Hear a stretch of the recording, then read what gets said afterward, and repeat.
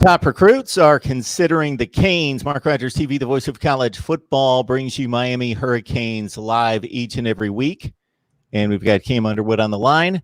And Cam, of course, joins us just about each and every week. And this is the very best that I can imagine in Miami football talk. So lock it in right here. Turn on the bell for the notifications once you subscribe, because you're going to know when we go live. Cam, it's the start of the weekend. How you doing? I'm good. Glad to have a weekend. Glad to have a day off after a few rough days at the secret day job, but that's okay. You know, sometimes you gotta grind. You know what I mean? So we're glad to be here with you guys and everything. So talking a little Miami Hurricanes and obviously recruiting off the top. So yeah, I'm good with it, man. Another big reason to subscribe and hit the bell for the notifications is, of course, we reach our climax in regards to viewers at the end of the shows. This happens every week and really hit a crescendo late last week with Cam. So check us out right off the gate, right out of the gate, right off the top. And that way you catch the whole show. Otherwise, you got to go back and rewatch it. So bring your comments, your questions, your debate topics, anything you want for Cam to address with Miami football, or both of us to address with the ACC or college football. But we're going to start with all the big recruiting news. And I mentioned top-level recruits. Jabari Ishmael committed yesterday. Can you give us some insight into his player profile? Yeah, so that's a guy that Miami's been recruiting for a while. 6'5", 6'6", 210 edge rusher. So saw a couple of the coaches tweeted out Groot pictures, because that's Gregory Russo's nickname, Groot. And they say Groot 2.0. And physically, they are very similar, it being Russo and Ishmael. So just, yeah, height and length, you know, the long arms, the quick twitch, edge rushing, physical capabilities are there. Plays at Miami Christopher Columbus High School, reigning state champions. Lots of Hurricanes have come from there recently and historically. So if you're looking back historically, you know, like a guy like Mario Cristobal went to Columbus, for example. Recently, Trajan Bandy went to Columbus. Number 9, the defensive lineman in the last class. Oh my goodness, his name just escaped me. Frizzle Frazzle. But he went to Columbus, also played with Ishmael. Obviously, Christopher Henderson did not end up at Miami, but was committed to Miami for a good long time from Columbus. Henry Parrish, a running back recently, was on the radar, but Miami decided to go in a different, upgraded direction at running back, even though Henry Parrish is very good. So that's a Deion Bush, All-American high school, freshman All-American, went to Columbus as well, came to Miami. So yeah, that's a program with strong tradition. It is one of the preeminent private schools around. They obviously claim to be the best. I'm not going to say one way or the other, because I went to school that's better than any school down here in South Florida. So whatever. But yeah, you know, between them and Belen and Pinecrest and all these other schools, they say, oh, we're, you know, Miami Country Day. Oh, we're the best private school. We're the best. Westminster Christian, Florida Christian, whatever. But just know it's a very good school. He's a very good player. He had like 44 tackles, 8 sacks, something like that last year. You know, so yeah, he's a guy who's yet another blue chip edge rusher with height and length and quick twitch ability that Miami just seems to find and grow on trees. And he's a guy who's played this position, will play this position moving forward. That outside, I mean, like in high school, you know, they go hybrid between like a four-man front and a 3-man front. So like, you know, he plays that D-end outside backer kind of a thing. But yeah, Jabari Ishmael can play. It's a very good get. And I think that Miami actually turned up the heat on him to kind of get a commitment, because obviously spots are running lower in this class. He was obviously considering Oregon, because like I said, Mario Cristobal is a Miami Christopher Columbus alumnus, and had been recruiting them and everything. But one of the big things that cannot be go unstated is that Jabari Ishmael's father, Victor, is a long time strength and conditioning assistant with the University of Miami. He's been there for like 15, 20 years. So it was funny. Ishmael's mother and sister put up pictures of Jabari when he was younger, like head to toe in Miami Hurricanes gear and everything. Mom, oh, my baby stayed home. The sister's like, yo, like, I remember my brother the first time that he did this, like wore this, and they put up the pictures as a kid. I mean, head to toe in orange and green. So it's really cool to see him be able to, commit to the hometown team. Obviously, there's the family connection with his father, Victor. I believe his nickname is the OG around the program as a strength and conditioning assistant and everything. So, yeah, it's just another feather in the cap for the 2021 recruiting class, moving forward, pushing forward. And, yeah, I mean, you can't really get much better than that in terms of a prospect. And especially at a position where Miami has gotten top prospects and developed them. And you have a guy local, and he gets to, be home and work out with his dad, is like helping him to unlock his physical abilities. Can't get much better than that, bro. Cam Underwood, State of the U, talking Miami football. Let's lock it in right here. The super chat's available as well. Let's get through the rest of these prospects. The next three in the composite are both third rated at their position in the country. Jason Marshall, cornerback, considering the U along with the rest of the heavyweights across the country. Yeah, Jason Marshall.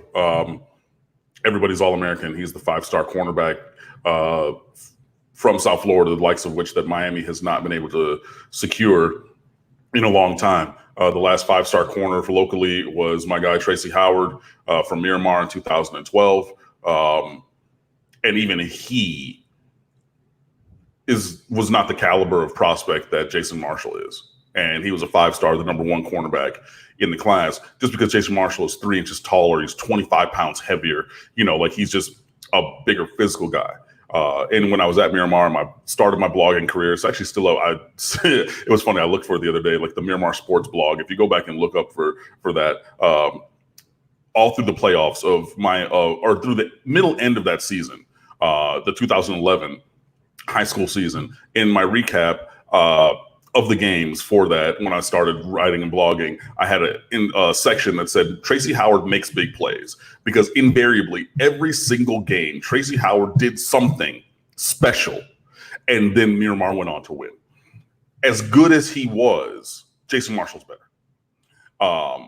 And yeah, so Jason Marshall had like a top 3, but he reworked that to a top 5. I believe he dropped Clemson out of that and then added Miami and a couple other teams. I would say it's Alabama until I hear otherwise with a player like Jason Marshall, just because that's been pretty much how things have gone recently in terms of players at that position. But for a guy of his caliber and everything, Miami's going to keep pushing, has been pushing, and will keep pushing, because like I've said in previous weeks, it doesn't matter when he decides that he wants to come. Even if the class is full on scholarships, we're going to find a spot for Jason Marshall. You know what I mean? He's a top 5 player, top 10 player in America, overall, bro. Like, he's going to have a spot. He's one of those 5 players from Palmetto that we've always been recently talking about: Leonard Taylor,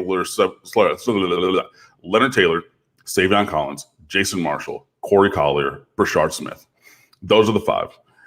Obviously, Collier being the pure corner of that group. The positional value is so high that like he matters in a really big way for recruiting and roster building.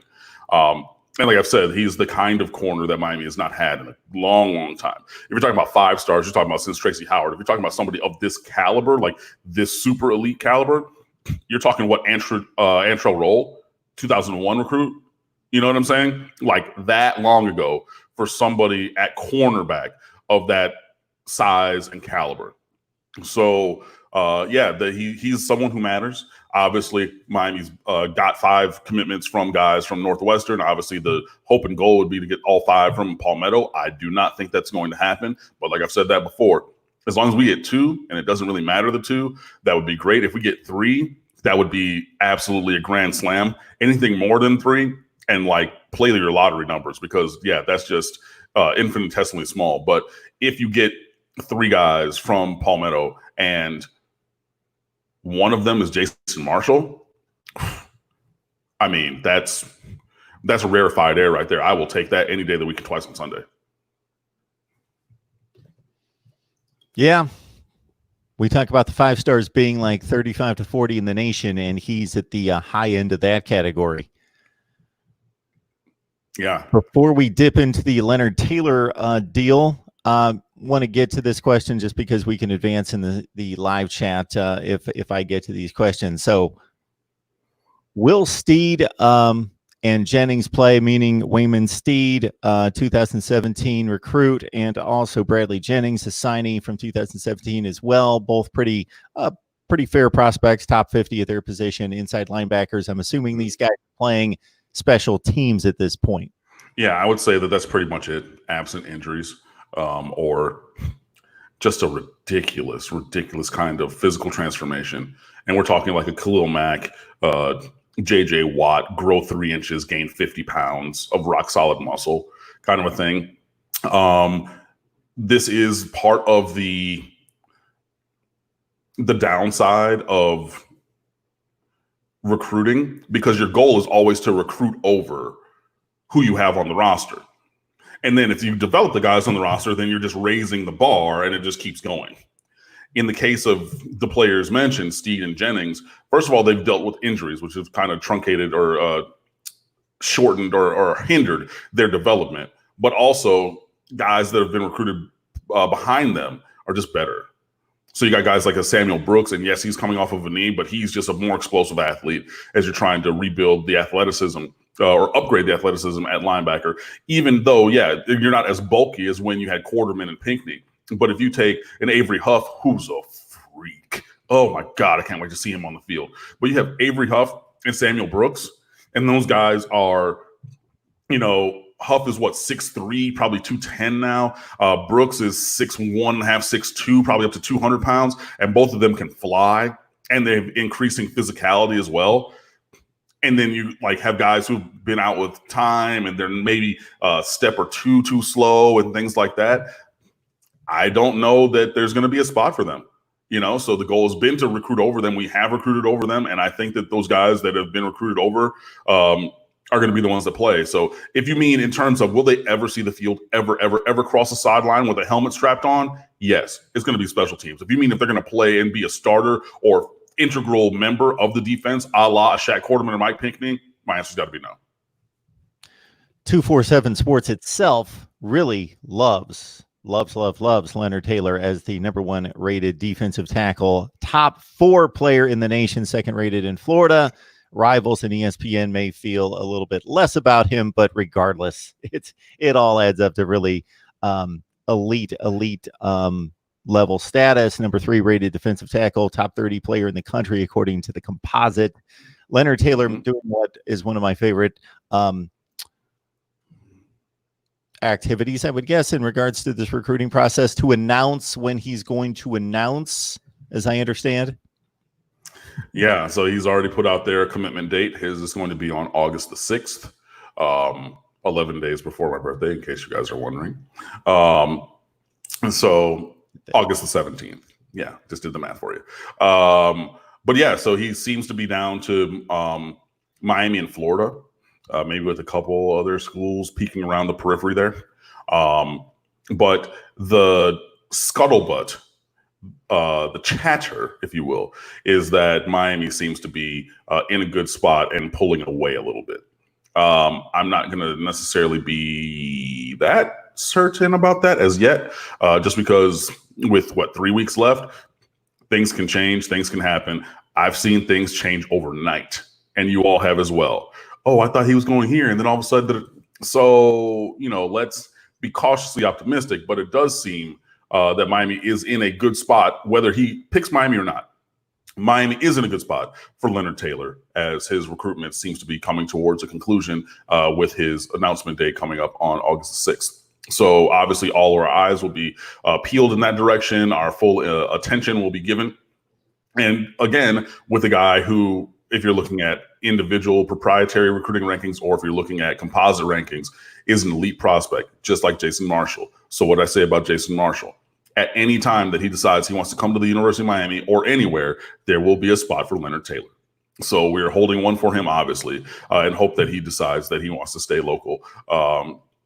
at the University of Miami and help to rebuild the defensive line and just upgrade the level of athletic ability that is there as well. I know that other people are still looking at Mason Smith, again, with 2 A's from Louisiana, Terre Haute, I think it is, or Humula, one of those two. And that kid is a freak.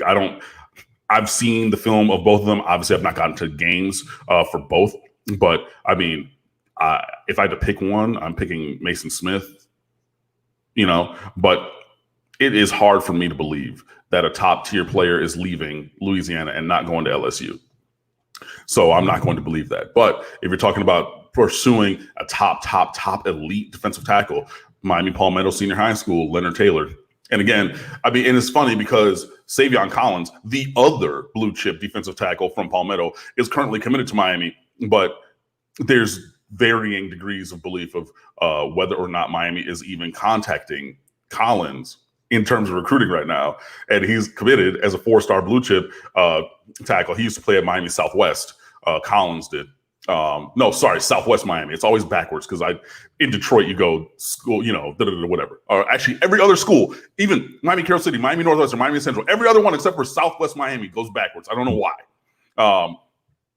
And South Miami is actually a city, so you would do that. But anyway, Collins used to play at Southwest Miami. Now he plays over at Palmetto as well, and he's committed. But so that could be a 1-to-1 swap there. And again, this is where I'm talking about. If you get 2 or more from Palmetto, you're in a good spot. So if you get 2, and those are Jason Marshall and Leonard Taylor, sign me up. If you get more than that, and 2 of them are Marshall and Taylor, it's a party. It's a party. It's a party.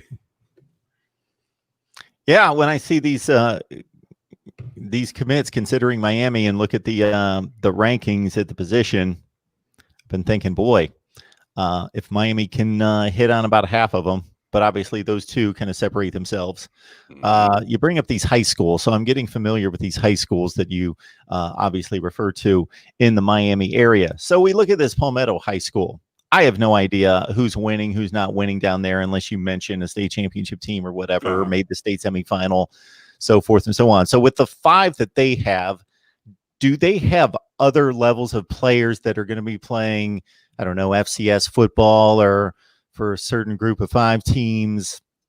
And what did that school do on the field last year? Palmetto? Yeah. Palmetto, I think they were district champions or district runners up. They're way south in Miami.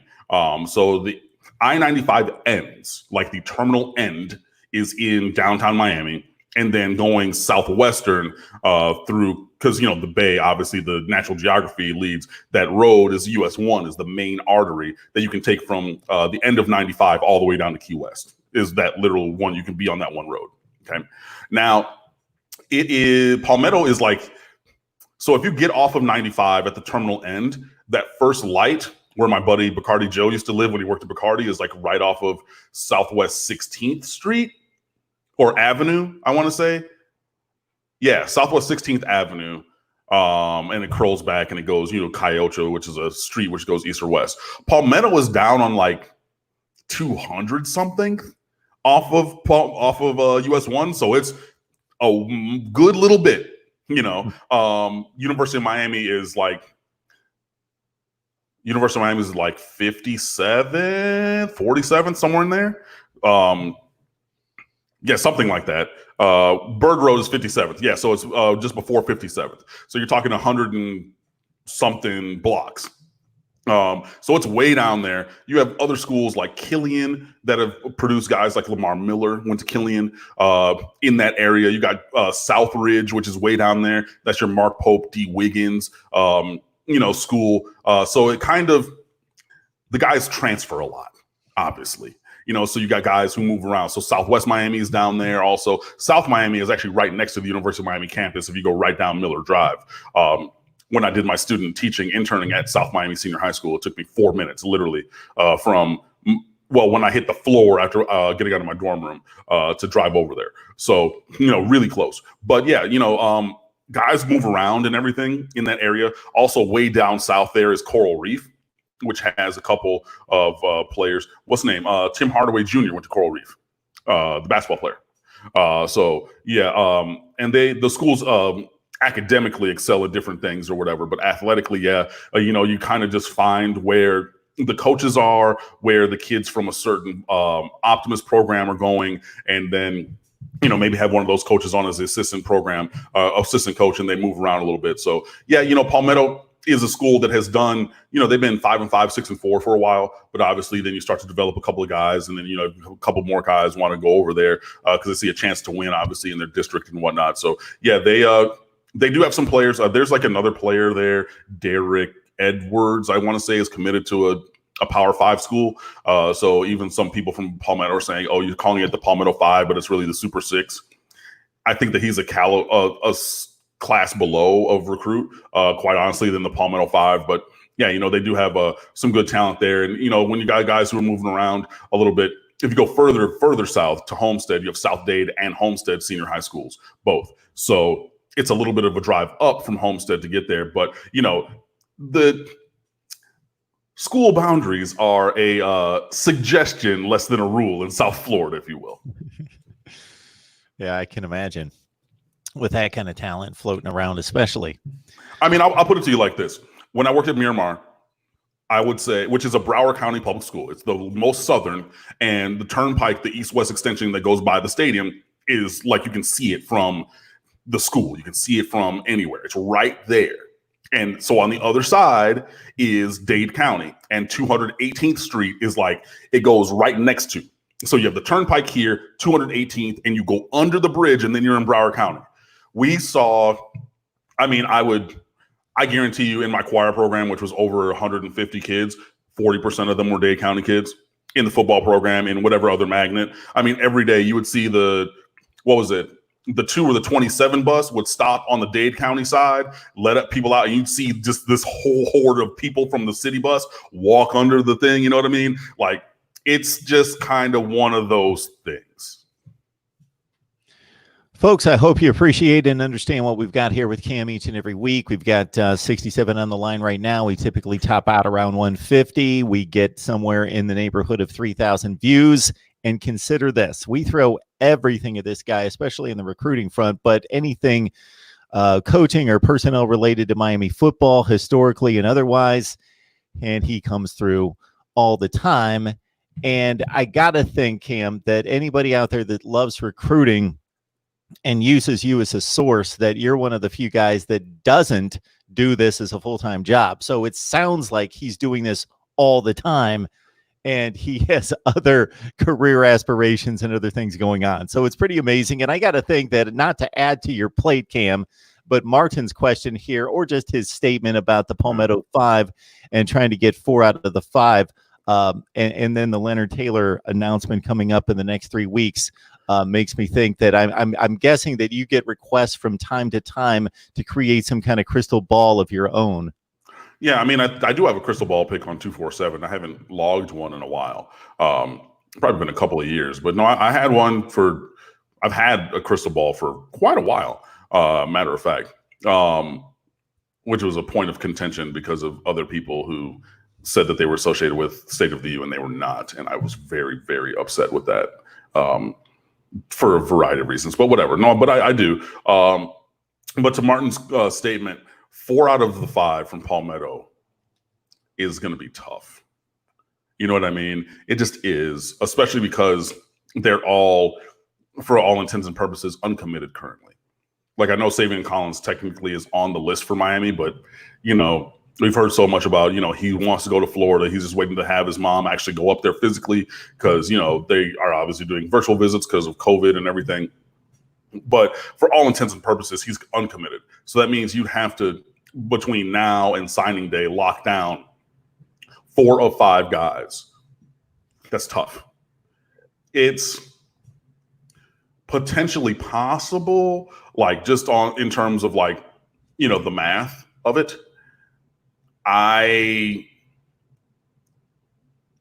To be more of a realist, I'm going to say that the over-under should be like 1.5, and if you go over the 1.5, so even if you get 2, again, that's a win. And if you go way over to get 3, if you go super duper ridiculous over, you can get 4 of those, great. But expecting at this point to get 4 of those 5 players, again, Corey Collier, Jason Marshall, Leonard Taylor, Savion Collins, and Brashard Smith, expecting to get 4 of those 5, I think is maybe a bit too optimistic for me. No, Malik Simmons. Gregory Rousseau was not a 5-star prospect. Gregory Rousseau was a 3-star prospect as an athlete who played wide receiver and safety mainly in high school at Champagnat. Yeah, that Gregory Rousseau. What, the one who's a first-round draft pick, probably a defensive end, the one who had 4 sacks alone by himself at Florida State, the one who's second all-time in sacks in the season for the University of Miami. He played wide receiver and safety in high school. Yes. And it was a big point of contention then because regardless of where he played in high school, everybody knew he was going to play defensive end. That was the thing that Miami was recruiting him as, or to play, all these kind of things. And it was like, yeah, we'll see. But I'm like, bro, he is and even if you want to look at him as a quote unquote positionless athlete, that ATH category, there's no way that guy should have been a 3-star. None. 0. But people are like, oh, we can't see it or blah, blah, blah. And he's 6'6", 207, whatever it was. I said it then. Other people wrote it. Many people who watched those games said it didn't matter where you put him. If you wanted to have a jumbo-sized wide receiver, cool. If you want to have the biggest safety ever in the history of life, awesome. If you want to put his hand in the dirt, put him at defensive end, we can do that. Many people, coaches, analysts, writers, all kinds of people saw him as a blue-chip prospect. But when the math worked out, Gregory Rousseau was a 3-star athlete prospect who did not play defensive end until he got to college. Wrap your head around that one. Malik, your question reminds me of what used to annoy me when I was actually at the games for about 10 years when I'd covered the SEC for various outlets and various news stations. When let's say after a game, there would be all those reporters that would ask questions such as like, tough game, coach. It really came down to the wire. Stuck the mic in the coach's face, just expecting them to talk when they could have just said, and they would sarcastically from time to time. I can remember Mississippi State's basketball coach would take your question literally and would say, yes, it was a tough game. End of story. So in this vein, I relate this to, I put this in the category of Google question. So I saw that question, Malik, and I Googled it because I didn't think that Rousseau was a highly regarded guy, but I didn't know for sure. And yes, 27th rated weak side defensive end, not a 5-star, not a 4-star. Yes, as Cam underlines here, a 3-star and barely in the top 500 in the country, according to the composite. But you could have Googled that. But Cam, of course, graciously expounded on that to what the real story was there. All right. Got some super chats coming in. We appreciate it. I will post those to the screen. Did you get a chance to see these? And maybe a little bit too much was made of this on social media in regards to it being valid. These ACC scheduling pods that have been proposed and bantied about. And I don't know if you had a chance to look at them and your thoughts on what they are and what you would do and what you think will happen. Yeah, so the pod thing was basically the 5-team pod with 4 teams playing home and home for a total of 8 games. You know what I mean? Instead of splitting. So you would have 3 pods in the ACC because, again, you've got to count Notre Dame. Anyways, the foundation of all 3 pod proposals that I saw, and again, it's one of the Joes. I forget if it's Giglio or Ovies from the Carolina area. There's 2 of them. One does radio, one does writing and radio. I forget, but you can look it up. I saw it. It was in the North Carolina area. I think it was Joe Giglio, Giglio, who reported that.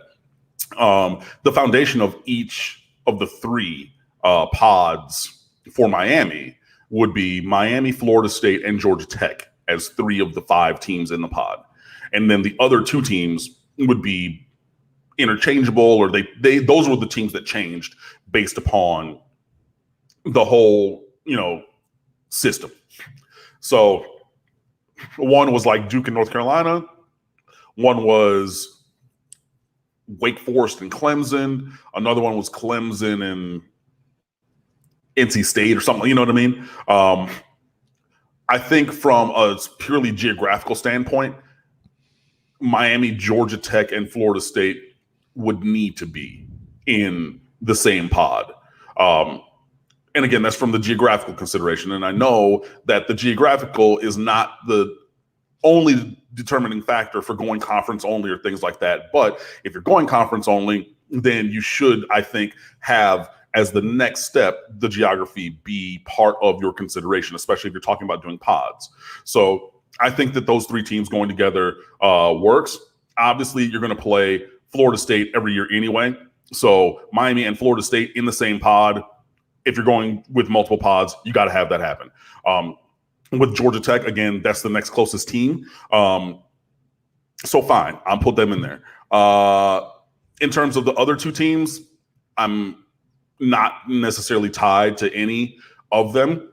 I would personally prefer it if it were not Clemson, just because I still think that we're another mango season away from that, especially if we got to the ACC championship game, that would be one thing, but a home and home, so we're playing them twice in the regular season. I think that that's a bridge too far for where we are as a program. So I would say that would be my personal hope. And I know people are going to probably say, oh, well, you know, you want to be the best, you got to beat the best, you got to play them. Da, da, da, da. I'm not saying don't play them. I would just like to play them in the ACC championship game and then not necessarily twice in the regular season if it were up to me. But yeah, in terms of the pods, I think that can be a good idea. I think that it definitely can work. But yeah, the foundation for Miami's pod, I think, should be Miami, Florida State, and Georgia Tech. And then you can kind of go with the other two teams from there. But obviously with the geography, especially with those other two teams playing a role in the decision-making as well. So we've done a number of call-in shows and live streams, and I've been asked all sorts of questions concerning scheduling all over the country. And of course, the Big Ten was the first to announce that it would not play non-conference games. The Pac-12 within the next day decided as well. And then there was speculation about the other three conferences. There's also speculation that the ACC and the SEC would work out a deal based on geography and based on the close rivalry situation. There's already 4 set rivals that are long-standing. Of course, we know what those are, and then they would expand on those and match up like a big weekend or a series of games throughout the season, matching up an ACC and SEC team that I think would be attractive. And if the other, that would almost force the hand at the Big 12 to shut down non-conference play, just like the Big 10 and the Pac-12, because they'd have nobody to play. If the ACC and the SEC were only playing one non-conference game and it was against each other, and that would really, for me, highlight the SEC and the ACC in regards to just attention, because the one boring aspect of this season with all the oddities and wild card factors would be that if everybody closed down and just played a conference schedule, is we lose all those attractive, interesting matchups that are cross-sectional across the country, and we lock down to conference play, and we see these teams play every year. I have devised a system in which I would how I would schedule, but I kind of came up with 3 different paths that a conference could take. They could either look at least the perception of safety guidelines and so forth in regards to matching up the teams in terms of location proximity, and giving at least that perception that we're putting the kids first and the safety guidelines number 1. Number 2, they could go the route of, you know what, we're losing money anyway, let's recoup as much as possible and put out the most attractive matchups. So we're breaking out of our typical scheduling format, and let's say a Florida State Miami series home and home would be extremely attractive and lucrative. So let's get them on the field twice and like matchups across the board, and kind of leave the lower portions of these leagues and the less popular teams to play each other and match up Clemson and Notre Dame and Miami, Florida State as much as you can possibly match up those programs in particular. Or number 3, if they're thinking ahead to the college football playoff, how can we protect our best team, our Clemson, our Ohio State, our whoever, who we think, and let's not expose them to an Ohio State to Penn State twice, or Clemson to Notre Dame twice, or Miami or whomever. Right. The thing I don't like about the pods, especially for the ACC, is there is a clear unlike the rest of the country, there is not a second tier. I'm not talking about talent-wise, but in regards to play on the field for the past few seasons, going back to Florida State in 2016, they were the last top 10 other ACC team that won an Orange Bowl, finished in the top 10. So we've been void of a another tier below Clemson. And then so once you throw these pods together, Cam, you've got a poor 4 schools that have to play Clemson twice, and you're pretty much dictating that they're not playing in the conference championship game. Yeah, I mean, and it depends on what you would do for seeding anyway, because again, the proposals that I saw had 3 pods for the ACC. Last time I checked, only 2 teams playing a game.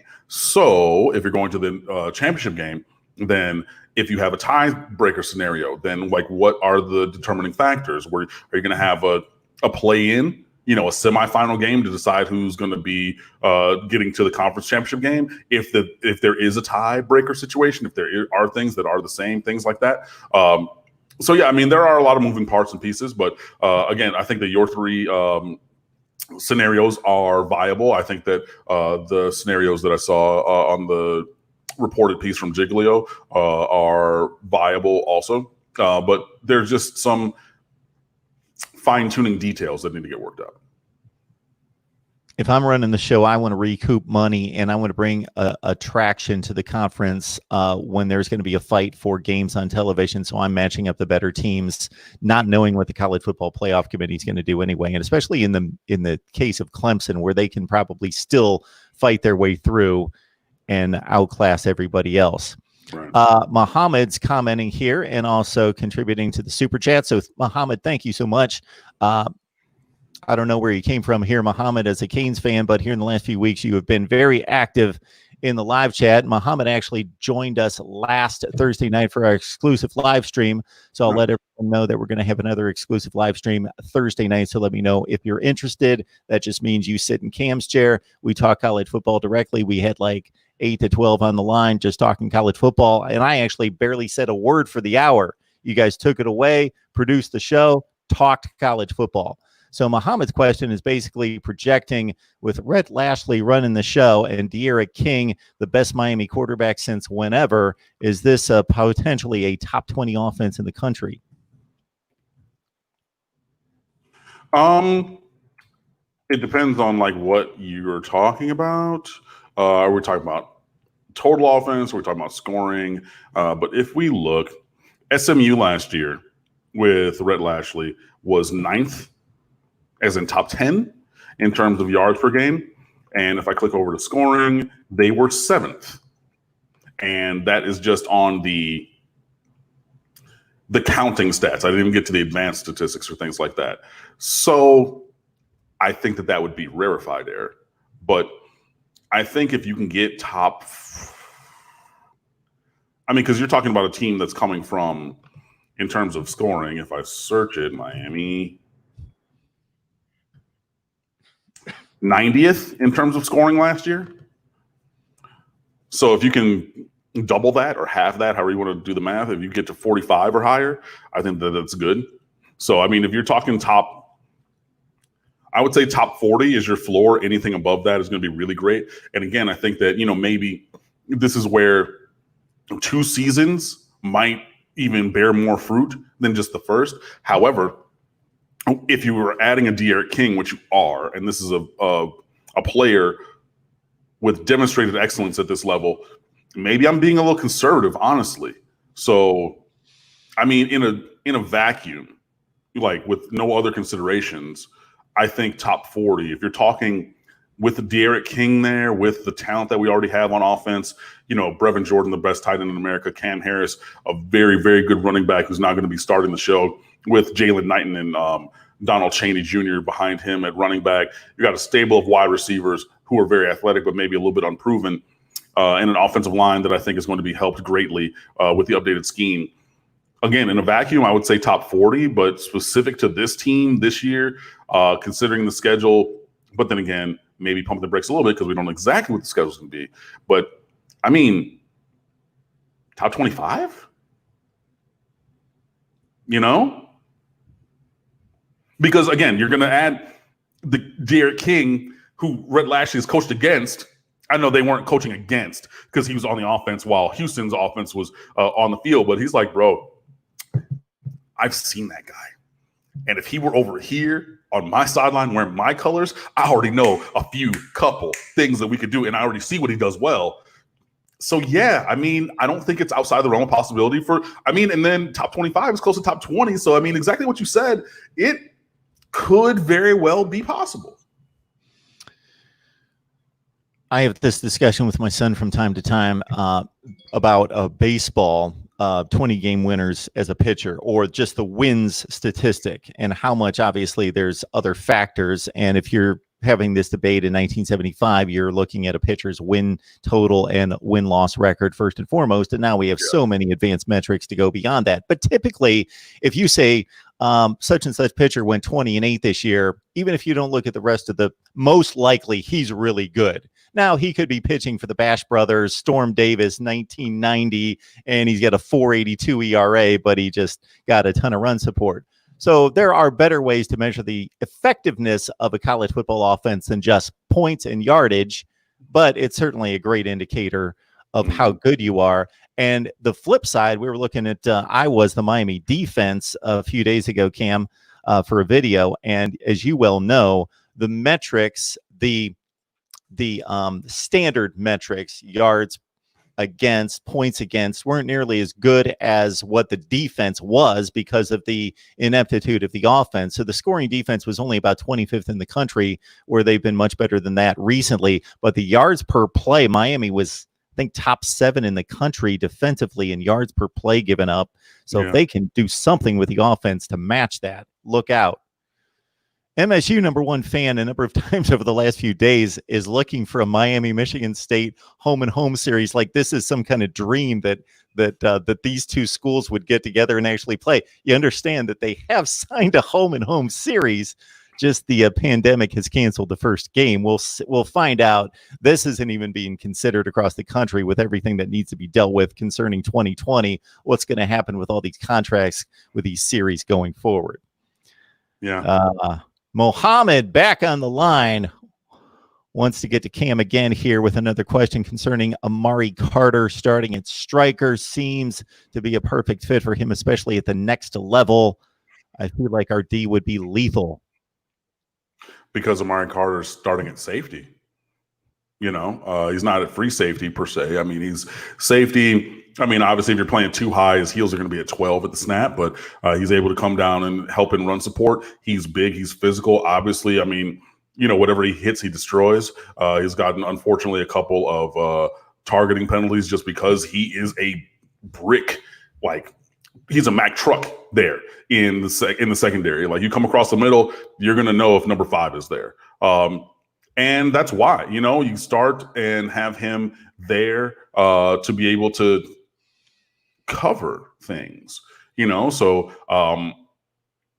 I think that Amari Carter fits physically the profile of striker, but until you get Bubba Bolden at full speed until you get Bubba Bolden back at full speed to pair him with Gervin Hall at safety, then I don't think that I want to take Amari Carter out of that consideration at safety. And next to defensive end, the second best position group on the team is safety. And you have because you have a reigning defensive conference player of the year in Quincy Roche and All-American in Gregory Rousseau at defensive end. So regardless of the rest of that, I would put that group first. But a close second is safety. And that's in a big part because Amari Carter is there as well. So could you potentially play Hall, Carter, and Bolden all together and flex Carter down to striker? Sure, I would like that. Or nickel, if you want to not put him at striker, but put him in that slot kind of star area. Sure, that's fine. But yeah, I think that his value at safety is, from a game experience standpoint, and also just kind of the physical enforcer in the middle, I think that's too great to move him full-time away from that, especially when you have other guys that you can have occupy that striker space and I think do well. This is Miami Hurricanes Live. We've got 126 on the line, so please consider doing this in the future. Share the videos out on social media, whether you're on Twitter, Facebook, wherever you are. Just share the link, get it out there, and let's get some more folks on here. But we appreciate your support. Certainly, Mohammed's jumping right back on the Super Chat. We appreciate the contribution, Mohammed. And again, joined us for our exclusive live stream. So if you're interested in doing that next Thursday night, contact me. Just say you're interested. Looking at the offensive line, if I've got this straight, Cam, all 5 starters back in the program. Of course, you subtract Navon Donaldson, who is redshirting, and then we're now projecting a pretty veteran offensive line. And where do you think the pieces fall? Yeah, the list that was there: John Campbell, Ja'Kai Clark, Corey Gaynor, DeLon Scaife, and Jared Williams, the transfer from Houston, along the front line. I think that in some iteration is probably going to be it. Zion Nelson in consideration, but I would put him maybe to the bench as a rotational guy, not a foundational guy for this year, just to continue to let him develop. But yeah, it's a good problem to have when you have guys with starting experience that can be backups and guys that were highly touted recruits who can continue to develop for the future. And I mean, the future needs to be now, sometime soon, for Zelante Hillary and Kylian Herbert. But if you have that group of 8 guys, because I've given you 8 names, but if you have that group of 8 as the top of the group, and that's not even including Donaldson, who was a freshman All-American. I know that we're 3-4 years removed from that, and 2 injuries and a surgery, and now an upcoming redshirt year. But that's, if you add Donaldson, that's 9 game quality, I think, offensive linemen. If you take Donaldson out, that's 8 game quality offensive linemen that you can have with those other 3 being rotational guys. Yeah, I think that is a group that can be successful. But obviously, Gary Justice, the new offensive line coach, continuing to coach them up. He's been doing a lot of virtual meetings with them. I saw Joe Thomas, formerly of the Cleveland Browns. He Skyped in for a virtual meeting, or Zoomed, or whatever it was. Brian McKinney, I think, has done one or a couple of those, more than one.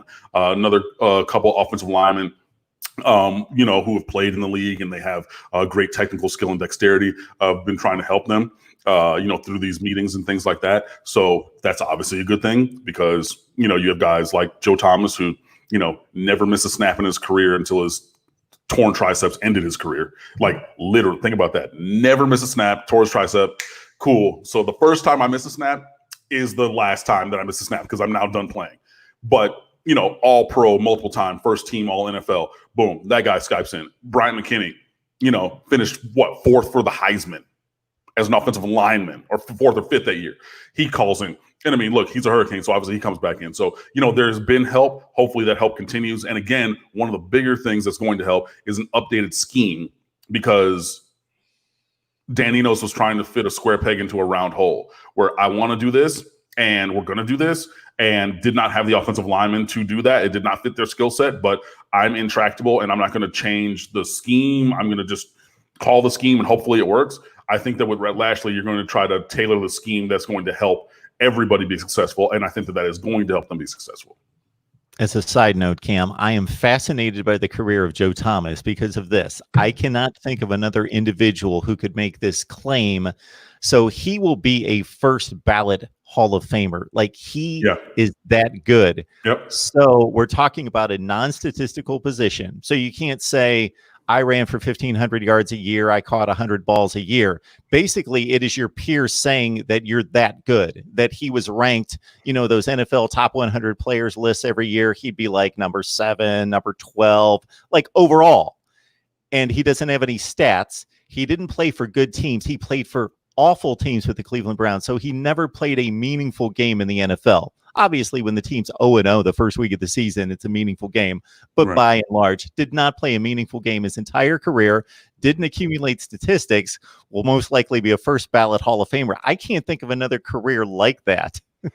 No, me either. I mean, he was the number 1 overall pick, coming out of Wisconsin. I mean, obviously just a beast. But yeah, no, without the counting stats to kind of buoy his case, it's really, people inside football watching the all 22 and his peers just saying, hey, this guy is amazing. Just letting you know. I mean, I know that you guys probably don't watch Cleveland Browns games. And look, I can't talk because I'm a Lions fan, but still, I don't even watch Browns games. And you probably didn't either, but I'm just telling you, this guy is amazing. He's a first ballot Hall of Famer. Yeah, it's a very interesting, unique career for him. Yeah, they would have defensive linemen on those top 100 lists that the NFL Network would release, and they'd basically say this guy's the ultimate technician, never takes a false step, never makes a wrong move. And as Cam pointed out, he never missed a game at left tackle in all those Cleveland Browns, like 35 to 10 games with 2 minutes left. He would still play until the final play of the game. No, never missed a snap. Never missed a snap. Yes, never. Not even a game. He never missed a snap until literally the last snap when he tore his tricep, and then he retired. But every step. So that means you get rolled up on, you get a leg whip or something, or every little ding or thing. It's a guy okay, man, it's weird. My shoulders tweaked a little bit, coach. Let me just take one play off. No. So in that regard, he was kind of like what's his name? Joe DiMaggio, who never took a day off, or Wally Pipp. Lou Gehrig, excuse me, who never took a day off. But Wally Pipp, the guy who played first in front, he never took a day off, and then he took an elective day off, and then Lou Gehrig started the streak, and then he never started again. Cam, we were knocking around the scheduling approaches that are possible. Would you be in favor of, this is such a wild card year, I kind of think I would be interested in having some just different nuances to the schedule, just that we could think back 10 years, 20 years from now and say, yeah, in 2020, that was kind of crazy. A Florida State, Miami home and home series. Are you in favor of for this year? I'm fine with it. I mean, and again, if you're going with the pods and Miami and Florida State are going to be, you said Florida State, right? Yes. Yeah. Okay. Florida State. Yeah. Right. I mean, if they're going to be in pods and you're going 5-team pods, so you're going to have 8 games in home and home with each of those teams. Again, if my foundation logically is Miami, Florida State, and Georgia Tech have to be in the same pod. So you're going to have home and home with both of those teams this year. I'm perfectly fine with that. So yeah, I mean, I think there are things that might be a little bit different This year is going to be different. It is already different. So, I mean, without being crazy and saying, Miami and Hawaii home and home, because that's 7 time zones or whatever distance between the two. That doesn't make logical sense. But I mean, anything within the realm of reason, especially, with teams of close proximity and rivalry, such as Miami and Florida State, I'm fine with it. Speaking of Miami, I believe I heard that because they play in the Mountain West Conference. Yes. So they had all their non-conference, and they were going to play one of these weird 13 game schedules. They often do that. They played 15 games later. Hawaii did. They went 10-5 last year. They didn't reach the playoff or anything, but they still played 15 games with it. They played a 14 game regular. No, they played Boise State, I believe, in the conference championship game. Then they played a bowl game. So they scheduled 13 regular season games. They're doing the same this year. So with 8 conference games, they've had all the 5 non-conference games because they played a lot against the Pac-12 and so forth canceled. So they're already looking for games. Martin serving up. So every so often, I don't know if somebody comes to mind, Cam, there is somebody that you will hear of, didn't play high school football, didn't know what a football was, played soccer over in India or Africa and was some kind of freakish athlete. And then he showed him a football and suddenly he's playing defensive end and tearing off the end at quarterbacks, even though he doesn't, they just point him in the right direction kind of thing. Every so often you hear about these kind of prospects. I don't know if anybody comes to mind, but Martin is serving one up here. I mean, for me, it's really, like the Australian punters. I mean, we have one in Lewis Headley, but at a quote unquote physical position, there was the dude, he played for Cincinnati, went to UTEP. Marcus Hunt. He was 6'6", 6'7". He's from Estonia or Sweden or something like that. And he came over on a scholarship and he played defensive end. He's huge, like 6'6", 285. And he's like a guy who did that. Otherwise, like there's Josh Nelson, who's a Canadian native wide receiver, transferred down to St. Thomas Aquinas for his senior year. He ended up at Tennessee. But, all these other guys, like it was Ndamukong Suh, who was just like the biggest, baddest soccer player around. Then he was too big. And then they said, okay, you can't actually play because they didn't believe he was the age that he was at the time he was playing youth soccer, just because Ndamukong Suh has always been like Ndamukong Suh size, apparently. But then, he decided that he saw football and wanted to do that. And it was, obviously great at that. But yeah, in terms of like a position player, non-punter or kicker, if you're not talking about Margus Hunt and you're not talking about Josh Nelson, then that's outside of my personal knowledge base. But we could see. So, if he's big, strong, and fast, we might not have a scholarship for him, but I know that I met a couple people from South Africa and Zimbabwe and things when I went to the University of Miami. So as an international institution, well, I don't know how those things are going right now, but it could be possible. Martin has served this up a number of times. He's copying, pasting his comment about the Zimbabwe prospect. So he's got a link there. And I was right. Margus Hunt is from Estonia. What's up? You're welcome. You're welcome. I don't remember this guy.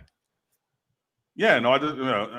I do. Margus Hunt. You've clearly outclassed me on this. Yep, Estonian football player, and he went to SMU. That's where he went.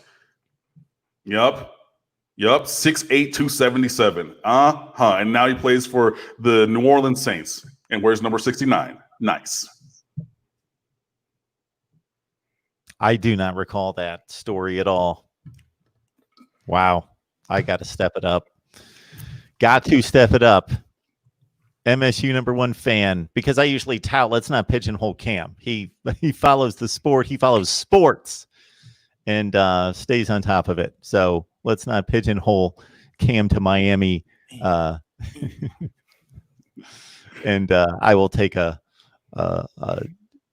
bit of a knock as the voice of college football there. Hey man, look, if I out encyclopedia the encyclopedia today, and there have been a couple times, and even earlier I said the wrong thing and you got me, but hey, so that's one for you and one for me. It was about the team, that's something or whatever. It was just a second ago. Oh no, it was the Garrick DiMaggio thing. Oh. Yeah. So I out encyclopedia the encyclopedia after the encyclopedia just corrected me. I'm good. Unfortunately for me, there's been the advent of the internet, because that's what I used to major on. Is people would ask me baseball statistics and football statistics, and I could say, but when it was a labor to try to look it up, so they'd be like, what's Jeff Jenkins' career batting average, and I'd say 278 and whatever. MSU #1 fan. Let's lay it to rest. Miami does have a contract to play a series with Michigan State, so you don't have to keep posting this. What do you guys think? Well, I think that the contract has been signed. I think that it was going to become executed this year and next year as per terms of the contract. However, the coronavirus pandemic has seen the Big Ten cancel non-conference games. So that game is not going to happen as scheduled.